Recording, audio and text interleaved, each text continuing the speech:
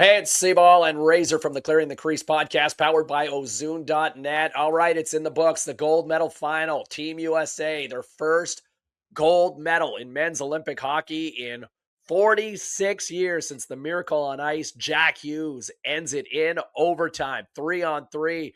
Razor, instant analysis here. Your thoughts on a game that was absolutely fantastic and had all the drama.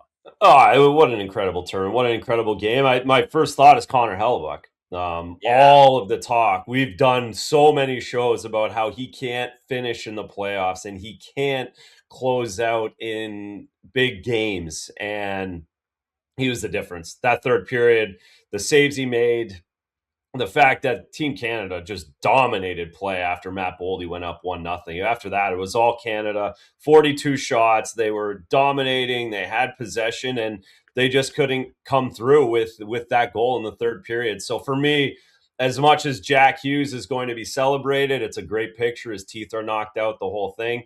It's a Connor Hellebuyck story for the gold medal game. What an incredible effort for him. It's funny because obviously, hey, look, I'm on the Canadian side of the border here, and I was pulling for Canada to win.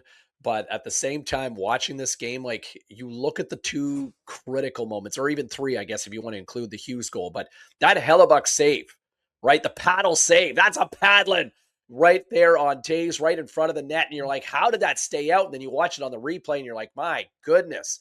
What a moment though for a guy. And it's funny because I was explaining to my wife halfway through the game, like, here's a guy, he's a goalie for the Jets, dead average when it matters, but man, he is great in the regular season, kind of a quasi Mr. October, if you will, Razor. But Uh, yeah, I think he silenced a lot of critics with that performance. I mean, that's got to look, the Jets are on the outside looking in the playoffs, but that's got to help him mentally going forward.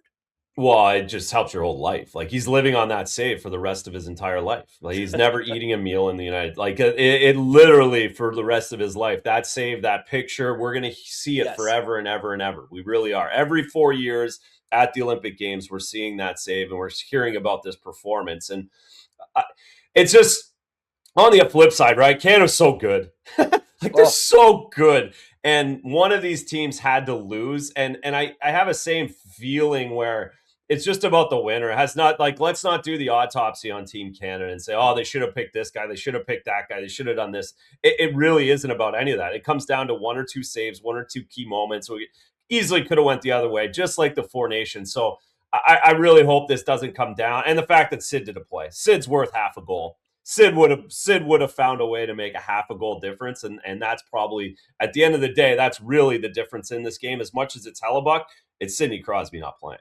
well, I mean, obviously that had to be a very serious injury. Like I Oh, can't imagine Sid playing anytime soon for the Penguins as NHL action resumes yeah. later this week. But the fact that that guy couldn't play not only in the semifinals but the gold medal game, like that kid, or I guess he's almost 40 now, so I guess not a kid anymore. But the fact is, like, he is a hockey lifer. That guy eats, sleeps, breathes hockey. This guy was built for moments like this. You look at 2010.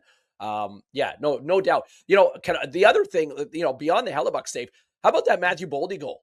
Like, talk about if you weren't that familiar about Matthew Boldy's game, like that moment, like that's a Mario Lemieux type goal from the Stanley Cup final, early 90s, splitting the D, and he does that against Cale Makar and then Uh, goes in and beats Binnington off the post and in.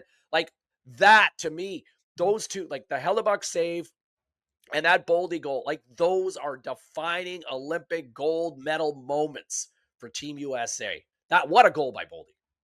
it was incredible, and it is, and it was, and that's what makes the tournament so awesome. And this is why the players are here, and this is why you don't have a voice because you've been screaming at the TV all week, Yeah. and it's just perfect for the game of hockey. Like how exciting it is for us that are huge fans of this to end it like that. It just so perfect. It really was, and it's not about USA or Canada. It's about the overtime and the moments, and it's pretty cool. It's a great day. It's a really great day. Yeah, I think you can. It's hard. Yeah, I think your point about the autopsy. I don't think you really need the autopsy. And the fact is, like, look, even when America scores in overtime with Hughes, like you had the Avengers out there for Canada, right? Oh Like yeah. there's McDavid, there's McCarr, right? Like they're out there on as the play goes the other way with a 3-on-3.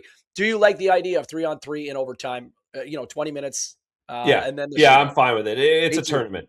It's a tournament. Yeah. So I don't mind it. And I Yeah. know we're going to get into it a lot more later this week with our full pod that's coming out when we find Kami.